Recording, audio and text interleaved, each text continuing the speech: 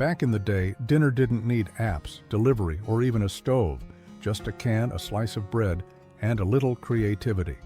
These 10-minute recipes weren't about impressing, they were about surviving with flavor.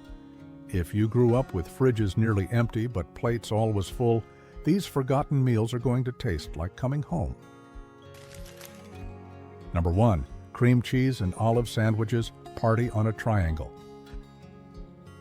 They weren't grilled, toasted, or even warm, but if you saw cream cheese and olive sandwiches on a plate, you knew something was happening. Mom made them for bridge club, baby showers, or when unexpected guests rang the doorbell. The smooth spread and briny olives on soft white bread, cut into neat triangles or rolled like pinwheels, felt oddly fancy for something so easy. No stove, no measuring, just a butter knife and steady hand. Today it seems odd, even outdated, but back then, these little bites meant welcome, comfort, and that someone had taken the time. Number 2, tomato soup with saltines and butter. Rich when you weren't. A can of Campbell's, a handful of crushed saltines, and a pat of butter dropped in just before serving. This wasn't just soup, it was survival in a bowl. The crackers softened into the broth, thickening it just enough, while the butter swirled like cream and made it feel homemade. On snow days, sick days, or when the fridge was empty, this was the go-to fix. It didn't look like much, but it tasted like care. And somehow that little pat of butter made you feel rich, even when you weren't. Number 3, Bologna cups with peas and cheese. Silly but satisfying. You'd slice the edges of a Bologna round, drop it into a muffin tin, and watch it curl into a little meat bowl in the oven. Then you'd fill it with canned peas and shredded cheese, pop it back in, and dinner was done. It was cheap, weird, and totally brilliant. Kids thought it was hilarious, food that looked like a toy. Parents loved that it used pantry staples and left no mess. It wasn't fancy, but it was warm, salty, and filling. A true invention of necessity that actually tasted like something special. Number 4, cinnamon sugar microwave. Toast, childhood independence. No oven, no supervision, just a slice of white bread, a swipe of margarine, a sprinkle of cinnamon sugar, and 30 seconds in the microwave. The result was floppy, sweet, and slightly soggy, but to a kid, it was perfect. You made it yourself, probably standing on a stool, and felt like a chef. It didn't matter that the edges went rubbery or the sugar pooled in the corners. This was your creation, your breakfast, your moment. Cinnamon toast like this wasn't about perfection. It was about pride, sugar, and growing up one microwave beep at a time. Number 5, cold baked beans on saltines, Depression-era tapas. It sounds like a dare, but it was dinner more times than some would admit.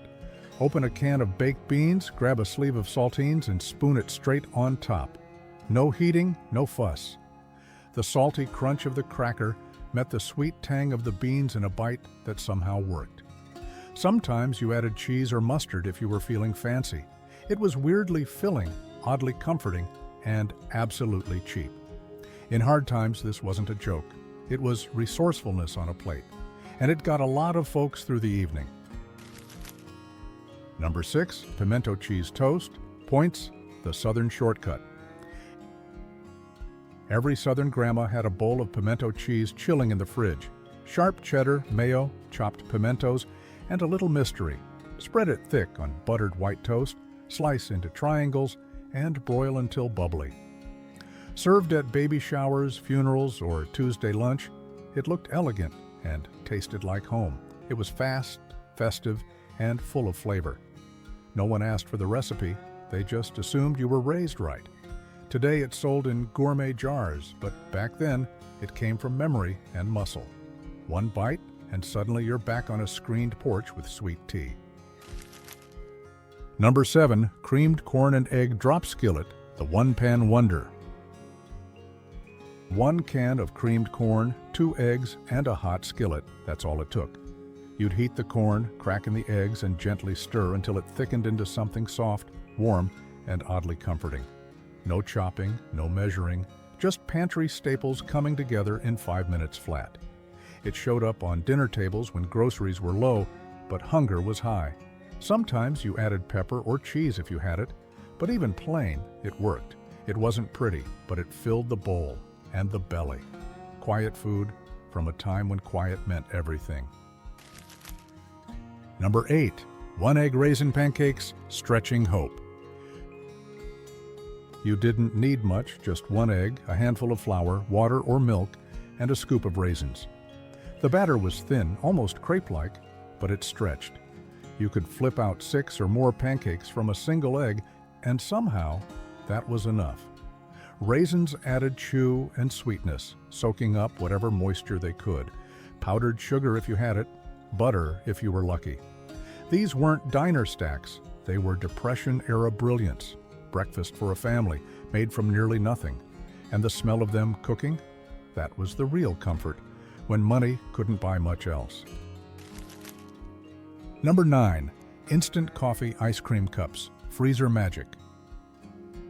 No churn, no cream, no problem. Just Cool Whip, instant coffee, a little sugar, and maybe some milk, whipped together and spooned into teacups, then popped into the freezer. In an hour, you had a frosty, grown-up treat that felt fancy without costing a dime. Served after dinner or at card games, it was rich, smooth, and just bitter enough to feel sophisticated. Kids licked the spoon and made faces. Adults went back for seconds. It didn't come from a carton, it came from creativity.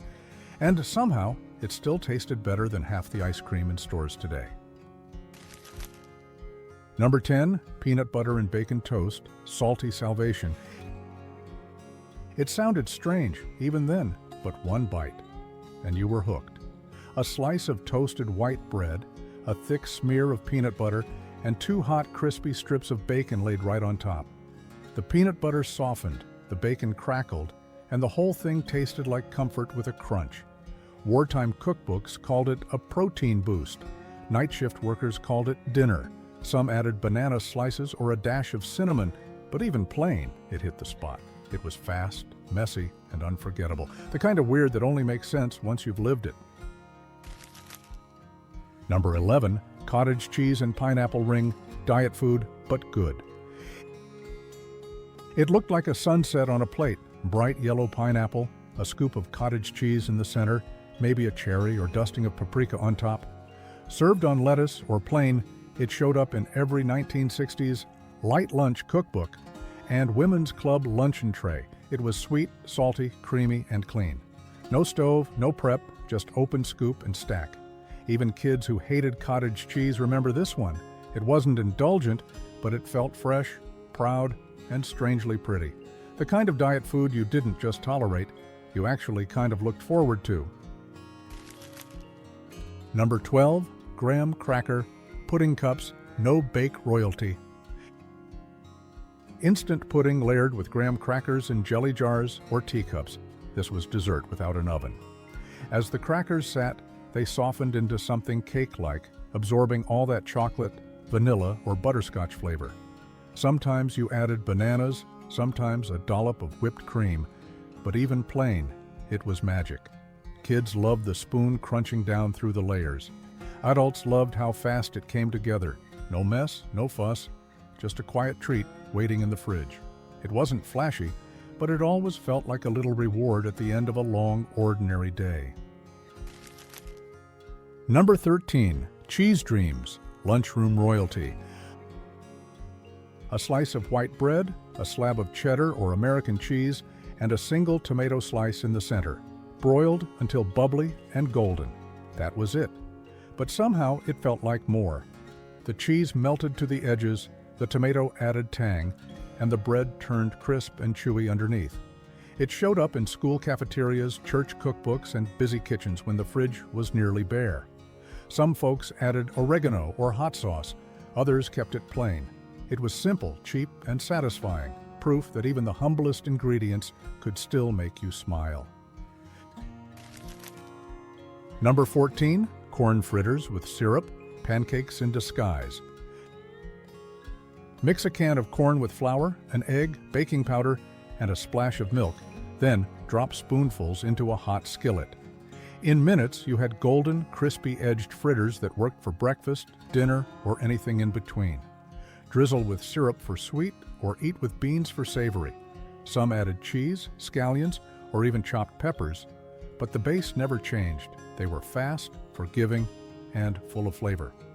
In diners and dusty kitchens alike, these fritters proved you didn't need a recipe book to eat well, just a can of corn, a hot pan, and a little grit. Number 15, peanut butter and honey on raisin bread. Sticky perfection. You didn't need jelly, you didn't need butter, just a swirl of honey and a thick smear of peanut butter between 2 slices of raisin bread, and suddenly lunch felt like dessert. Wrapped in wax paper, it got a little squished in the lunchbox, but that only made it better. The raisins added bursts of sweetness, the honey stuck to your fingers, and the whole thing clung to the roof of your mouth in the best way. It was fast, filling, and unforgettable. A sandwich that felt special, even if all you had was 5 minutes and a half-empty jar. These weren't just quick meals, they were memories made in 10 minutes or less. If even one dish brought back a smell, a taste, or a moment, share it in the comments. Let's keep these recipes and the stories behind them alive for the next generation, one forgotten bite at a time.